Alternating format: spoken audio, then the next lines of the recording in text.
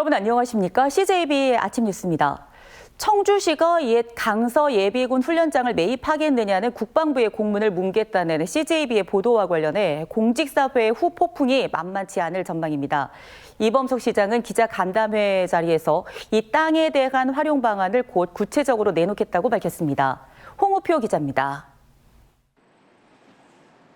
옛 강서 예비군 훈련장에 대한 매입 의사를 묻는 국방부의 공문은 청주시 회계과, 신성장 계획과, 자치행정과 등 여러 부서에 지난 8월 18일 도착했습니다. 하지만 각 부서 그 누구 하나 이 공문의 중요성을 인식하지 않았고 최종 의사결정권자인 시장에게 보고조차 되지 않았습니다. 내일은 아니겠지 하는 부서 간 보이지 않는 칸막이가 높다는 걸 보여주는 사례입니다. 이런 문제점에 대한 CJB의 보도 이후 이범석 시장은 국방부 공문이 사장된 경위를 파악하라고 질책했습니다. 사실상 감사를 지시한 것입니다. 기자간담회 자리에서 이 시장은 옛 강서 예비군 훈련장에 대한 매입 의사를 명확히 했습니다. 국방부하고 직접 협의를 해 청주시가 직접 매입하든 민자 유치를 통해 활용 방안을 찾겠다고 밝혔습니다. 뿐만 아니라 그 일대를 아우르는 발전 전략을 수립하겠다고 덧붙였습니다. 보다 큰 그림을 그리겠다는 것입니다. 발전 전략이 사실 있고 그거에 대해서 구체적으로 사업 추진하기 위해서 다양한 투자 주체하고 좀 협의를 해나가고 있는 중입니다. 그래서 지금은 정확하게 발표할 단계는 아닌데 머지않아서 이미 이 땅에 대해 한 민간 투자자는 산업단지 조성을 제안했었는데 속내는 아파트 건립에 있습니다.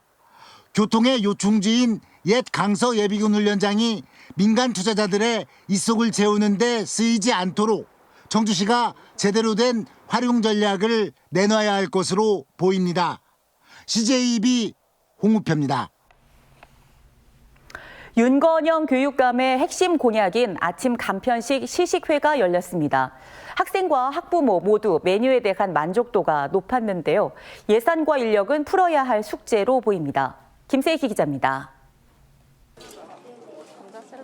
삼계죽과 김치주먹밥, 파스타까지 맛보려는 사람들로 길게 줄이 늘어섰습니다.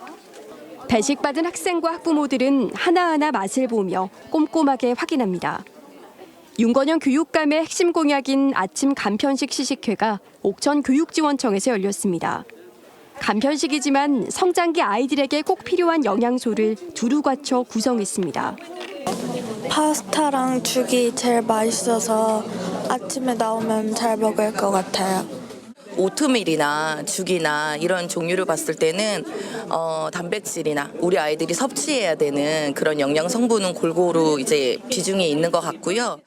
개발된 메뉴 13가지의 간편식을 먹어본 학생과 학부모들의 만족도는 높았지만 예산과 인력은 아직 풀어야 할 숙제입니다. 간편 대체식이라 하더라도 학교마다 관리 인력이 필요한 데다 재원 마련을 위해서는 지자체의 협조도 뒤따라야 합니다. 우선 내년 시범 운영은 도교육청 예산만으로 전액 부담한다는 계획입니다. TF팀이 지금 구성되어 있는데 그분들하고 여기서 나온 방향성을 가지고 사업을 추진을 할 겁니다. 이번 아침 간편식 시식회는 9일에 청주, 12일 충주에서도 열릴 예정입니다. 도교육청이 교원단체들의 거듭된 철회 요구에도 아침 간편식 사업 추진 의지를 드러낸 가운데 이번 시식회와 최종 용역 결과 등을 토대로 의견 수렴을 거쳐 내년부터 희망학교를 대상으로 시범 운영에 들어갈 방침입니다. CJB 김세희입니다. 오송 지하차도 참사가 발생한 지 140일이 넘었지만 어떠한 진상 규명도 나오지 않자 유가족협의회와 생존자 협의회 등이 청주지검 앞에서 기자회견을 열고 수사 상황을 공개하라고 요청했습니다. 협의회는 피해자들의 알 권리를 보장하지 않고 있는 수사당국의 문제점을 지적하고 독자적인 진상조사위원회 활동이 필요하다고 주장했습니다. 또 책임자인 충북도지사와 청주시장, 행복청장에 대한 중대재해 처벌을 촉구했습니다. 충청북도의회가 지난 2017년 발생한 제천 스포츠센터 화재 참사와 관련해 정부 차원의 보상대책 수립을 촉구했습니다.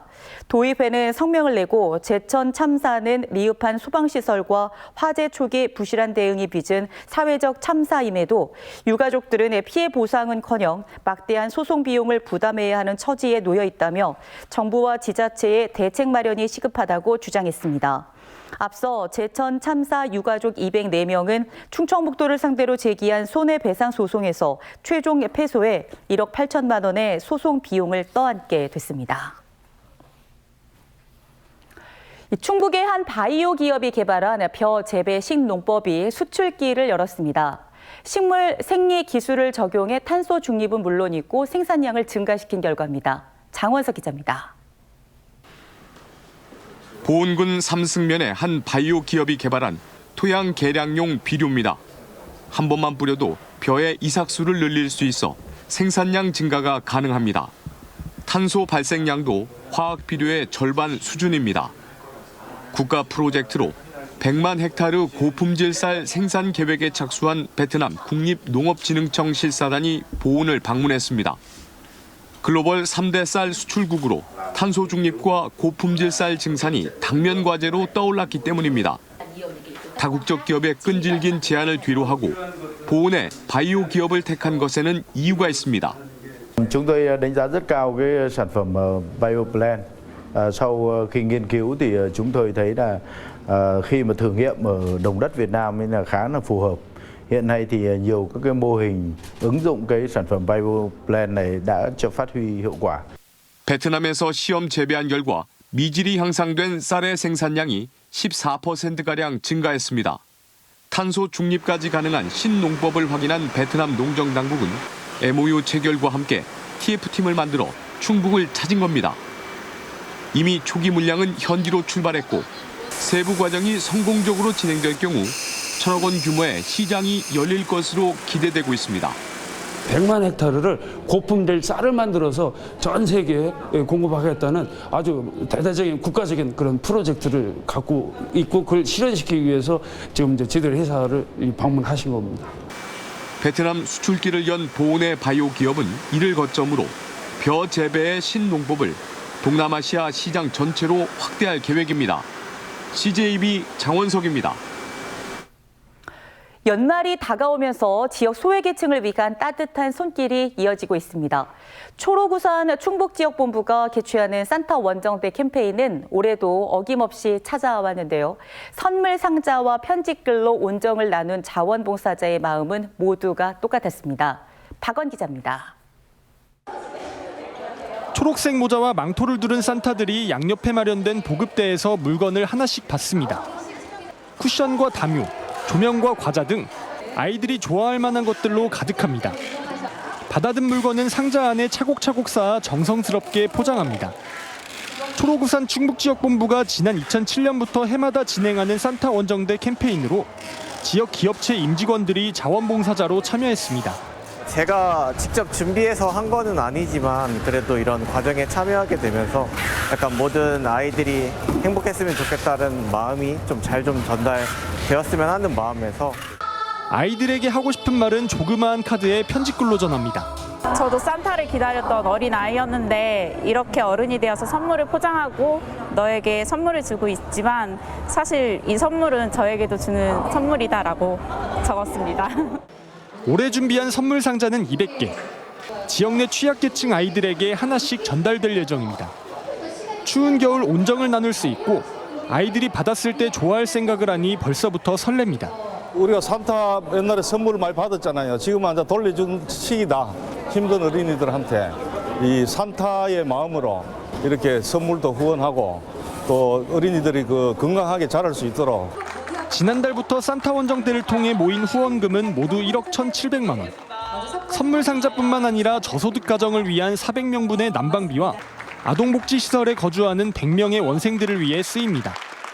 산타 원정대 모금은 이번 크리스마스까지 이어집니다. CJB 박원입니다.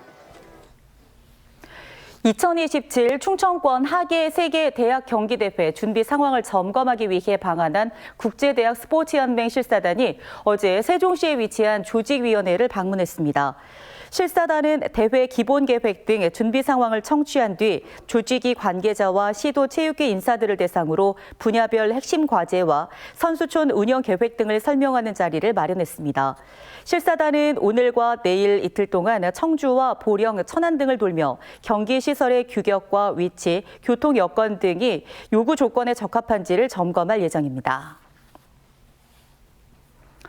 이범석 시장은 기자간담회 자리에서 오는 9일부터 시행되는 시내버스 노선 개편과 관련해 시민들의 협조와 이해를 당부했습니다.